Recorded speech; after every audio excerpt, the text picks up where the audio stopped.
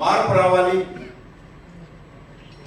మార్పు రావాలంటే కాంగ్రెస్ కావాలి అనేటువంటి ఒక నినాదంతో ఆ రోజు అనేక రకాల హామీలు ఇచ్చి తెలంగాణ ప్రజలను నమ్మించి అధికారంలోకి వచ్చిన తర్వాత మరి ఈరోజు తెలంగాణ ప్రజలు ఆలోచిస్తున్నారు.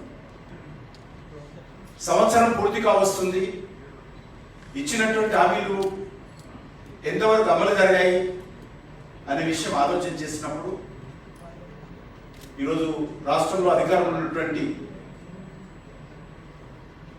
ముఖ్యమంత్రి రేవంత్ రెడ్డి గారి నాయకత్వంలో ఒక సంవత్సరం విజయోత్సవ సభల పేరుతో వారం రోజుల పాటు అనేక రకాల ఉత్సవాలు నిర్వహిస్తారు.